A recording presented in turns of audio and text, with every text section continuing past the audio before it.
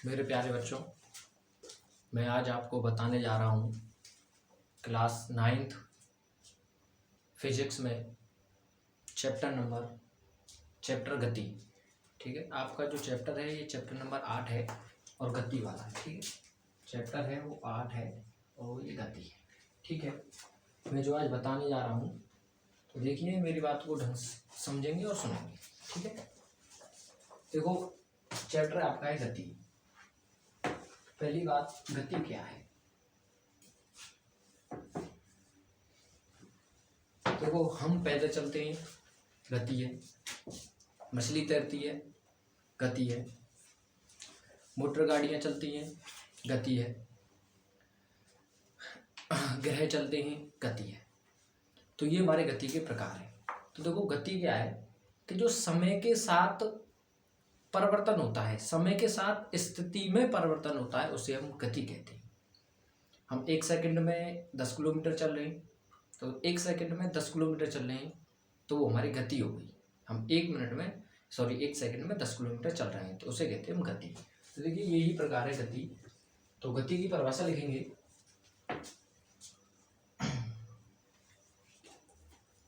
ऐसी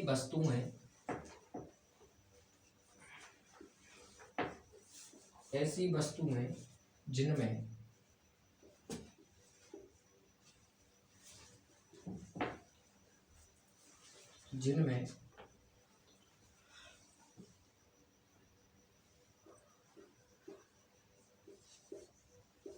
समय परिवर्तन के साथ वस्तु की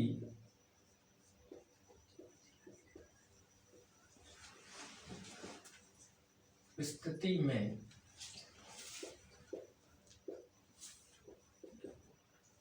परिवर्तन होता है,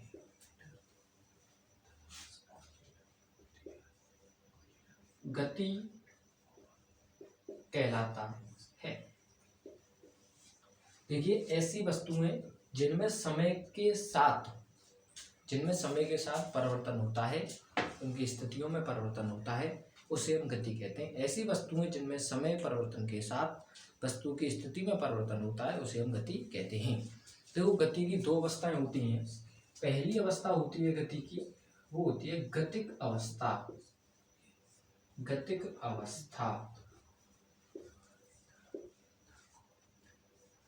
और दूसरी आपकी होती है विराम अवस्था।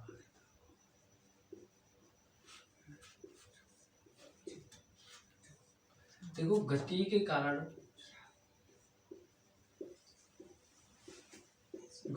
कारण अवस्था को गतिक अवस्था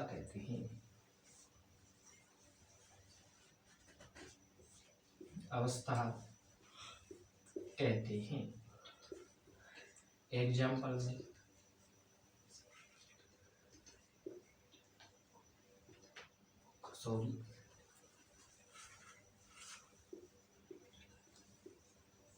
पटरी पर दौड़ती हुई रेलगाड़ी। और देखिए विराम की जो अवस्था होती है उसे हम विराम अवस्था कहते हैं। तो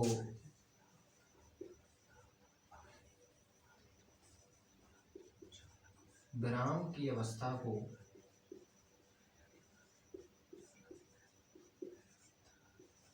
विराम अवस्था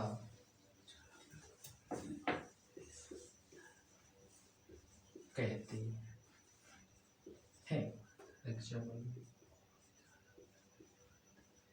खड़ी हुई रेलगाड़ी।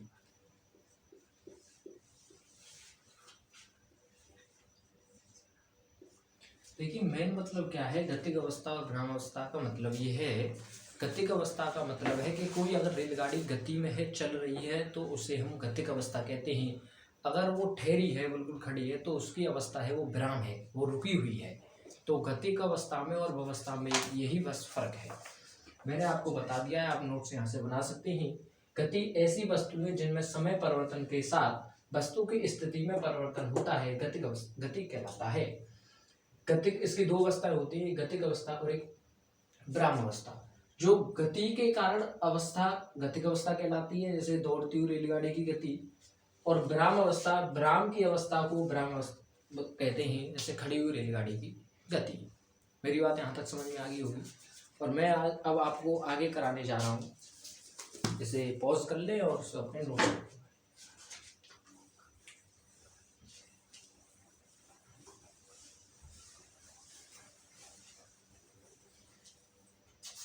मैं जो आपको कराने जा रहा हूँ वो है दूरी।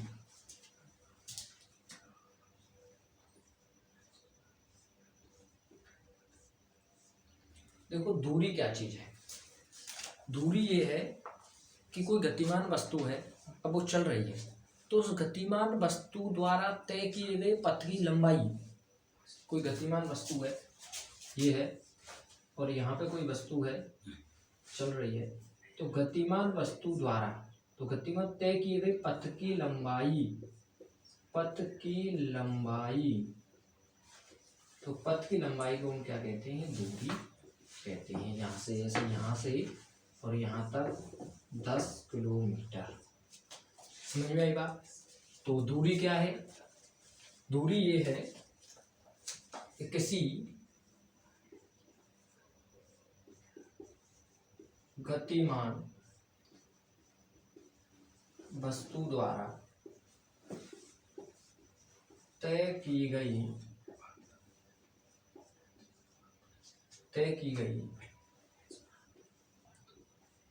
पथ की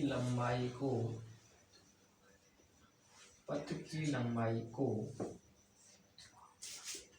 दूरी कहते हैं। दूरी कहते हैं, बात समझ में आई होगी आपकी। दूरी किसे कहते हैं हम, कि मैंने बताया अभी कि किसी गतिमान वस्तु द्वारा तय की गई पथ की लंबाई को हम दूरी कहते हैं। इसी के साथ हम दूसरे पॉइंट का डिस्कशन करते हैं, उसका नाम है विस्थापन।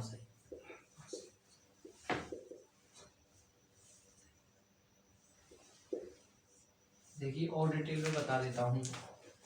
ये आपका रोड है, तो मेरी जो मोटरसाइकिल है वो यहां से चली और यहां पहुंच गई। यहां से यहां तक आपका 20 किलोमीटर है। तो जो मेरी गाड़ी द्वारा तय की गई दूरी है वो 20 किलोमीटर है। अब आ जाइए देखो बात विस्थापन पर।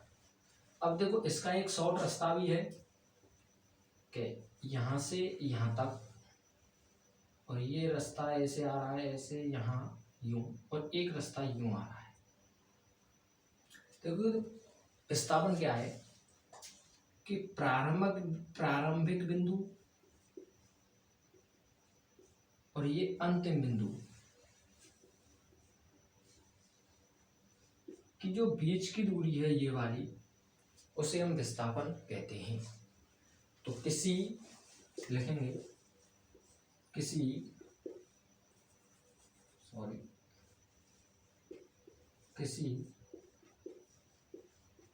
गतिमान वस्तु द्वारा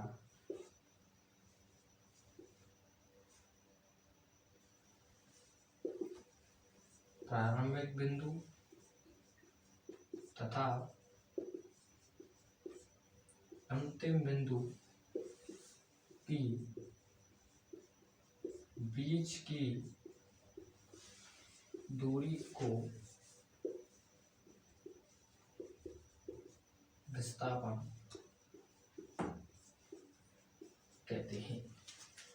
तो मैं आशा करता हूँ ये पॉइंट भी आपका समझ में आ गया होगा। विस्थापन, तो विस्थापन क्या होता है, केवल अंतिम बिंदु और लास्ट की बिंदु की जो बीच की दूरी होती है उसे कहते हैं विस्थापन। और दूरी किसे कहते हैं, ये दूरी कहते हैं हम यहाँ से चले और ये इसे कहते हैं हम दूरी।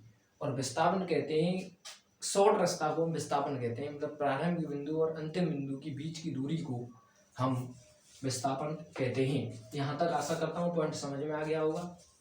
और अब मैं आपको आगे ले चलता हूँ।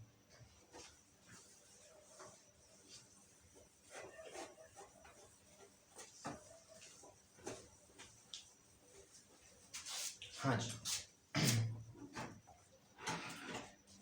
देख लीजिए अगला पॉइंट है अब आपका, वो है चाल। देखिए चाल क्या चीज है। चाल तो आपको पता होगा, चाल का फॉर्मूला होता है चाल बराबर दूरी बटे समय। तो इसकी देखो परिभाषा बनाएंगे कि एकांक समय में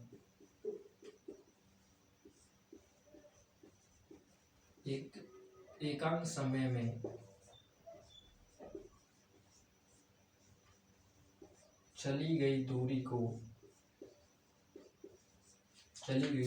चाल कहते हैं। तो देखो एकांक समय में चली गई दूरी को हम क्या कहते हैं, चाल कहते हैं। और ये चाल का फॉर्मूला है चाल बराबर दूरी बटे समय, और उसका चाल का मात्रक है मीटर प्रति सेकंड। तो मैं आशा करता हूँ आपको ये समझ में आ गया होगा। और आगे चलते हैं, आपको अगला पॉइंट पर ले चलते हैं।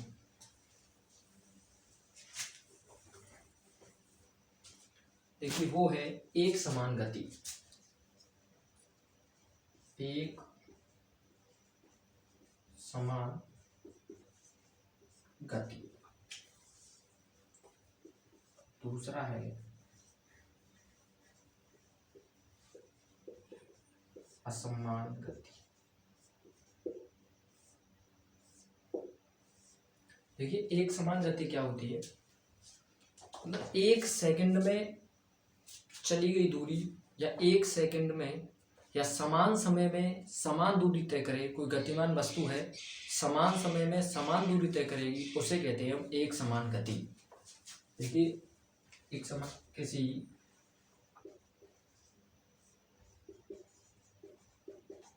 गतिमान वस्तु द्वारा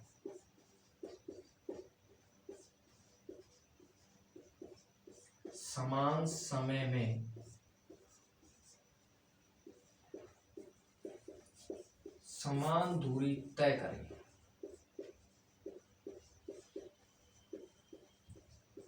उसे समान गति कहते हैं, या एक समान गति है। एग्जाम्पल देखो, एक सेकंड में गाड़ी 50 किलोमीटर चलती है, और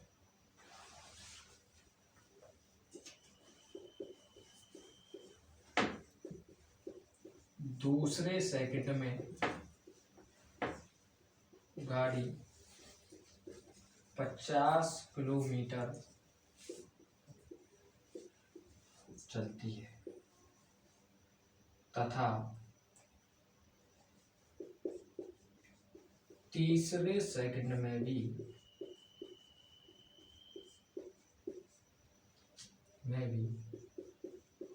गाड़ी 50 किलोमीटर चलती है। तो देखो इसमें है कि एक सेकंड में चलती है 50 किलोमीटर, फिर उससे अगले एक सेकंड में चलती है 50 किलोमीटर, फिर उससे एक अगले सेकंड में चलती है 50 किलोमीटर। इसका मतलब है कि किसी गतिमान वस्तु द्वारा समान समय में समान दूरी तय करे, उसे हम एक समान गति या समान गति कहते हैं। अगला पॉइंट है आपका असमान गति। सेम इसी का है असमान गति, तो मैं यहीं कर देता हूं उसे असमान गति।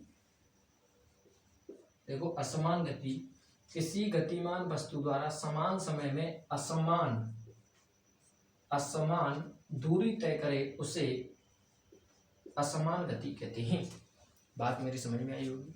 समय तो समान है लेकिन दूरी असमान है।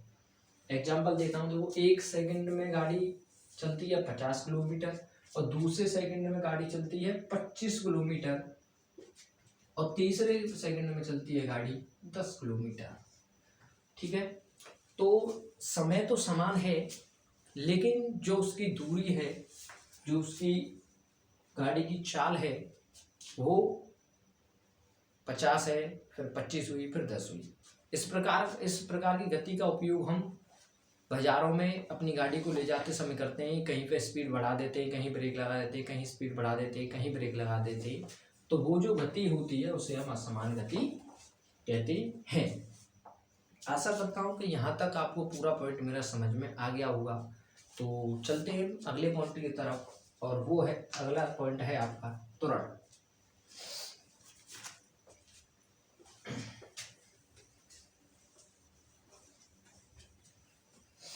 देखिए, अगला पॉइंट है आपका त्वरण।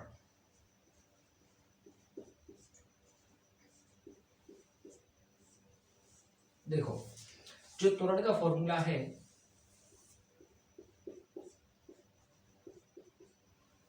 वो है वेग में परिवर्तन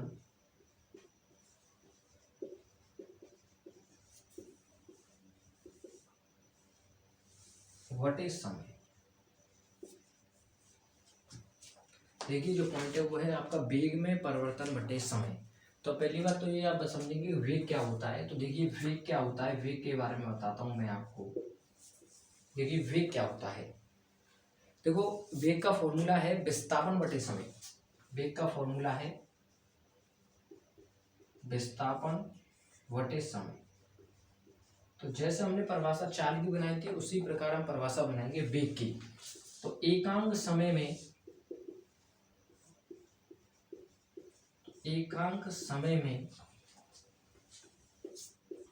तय किए गए विस्थापन को वेग कहते हैं।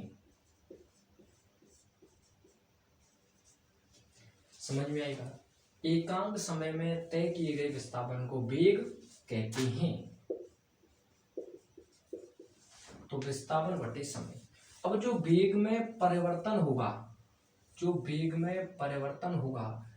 कहीं वेग अधिक, कहीं वेग कम, कहीं वेग अधिक, कहीं वेग कम, तो वेग में जो परिवर्तन होगा, तो वेग में परिवर्तन बटे समय। वेग में परिवर्तन कितने समय में होगा, तो तब उसे हम त्वरण कहते हैं।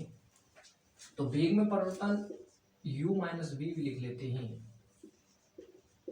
ठीक है, तो एकांक समय में त्वरण की परिभाषा लिखेंगे। एकांक समय में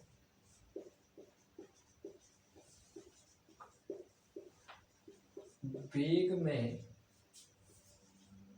एकांक समय नहीं लिखो, केवल किसी गतिमान वस्तु द्वारा, ऐसे लिखेंगे, सरल करेंगे। किसी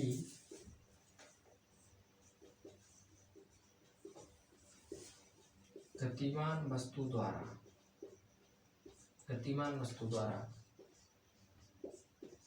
वेग में परिवर्तन की दर को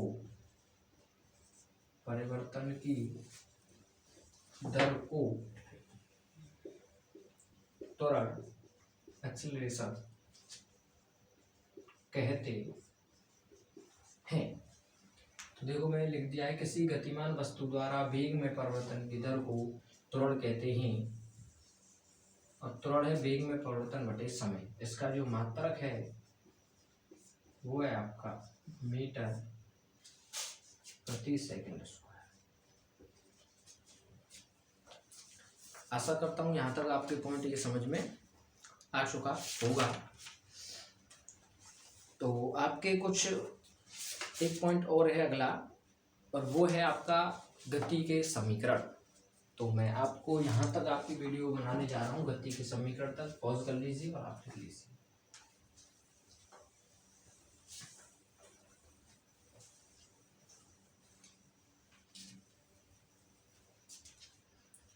देखो, गति के समीकरण बहुत इंटरेस्टिंग पॉइंट है।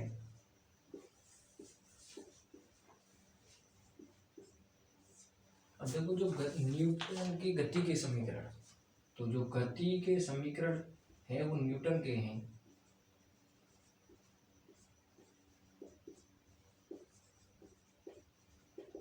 प्रतिपादन न्यूटन ने किया। और इस गति के समीकरण के हमारे 3 नियम हैं, 3 समीकरण हैं। पहला समीकरण है v बराबर u प्लस ए टी। दूसरा है s बराबर U T plus half E T square. तीसरा है v स्क्वायर बराबर यू स्क्वायर प्लस 2as। देखिए इसमें है क्या चीज है, यू है ना, यू ये है आपका प्रारंभिक वेग और v है आपका, ये है अंतिम वेग, t आपका समय, a आपकी त्वरण और s आपकी दूरी। अब देखिए आप कंफ्यूज होंगे कि प्रारंभिक वेग क्या है और अंतिम वेग क्या है। तो कोई गाड़ी है वो यहाँ से चली यहाँ तक, तो यहाँ जो उसका u था, मतलब जो विराम अवस्था थी वो उसकी 0 थी, जो उसकी विराम अवस्था थी वो 0 थी। अब वो गाड़ी गतिमान हो गई और यहाँ पे उसका वेग हो जाता है 2। तो 2 हो जाने का मतलब है कि यहाँ से 0 से चली ये, तो ये तो हो गया आपका प्रारंभिक वेग और ये हो गया आपका अंतिम वेग। और जो इसके बीच में एक्सेलरेशन होगा, त्वरण होगी, तो वो आपको क्वेश्चन में दी जाएगी। तो मैं आशा करता हूँ कि यहाँ तक पॉइंट समझ में आपका आ गया होगा। और प्लीज़ मेरे चैनल को सब्सक्राइब कीजिए। मेरे चैनल का नाम है all read and all teach 2। Thank you.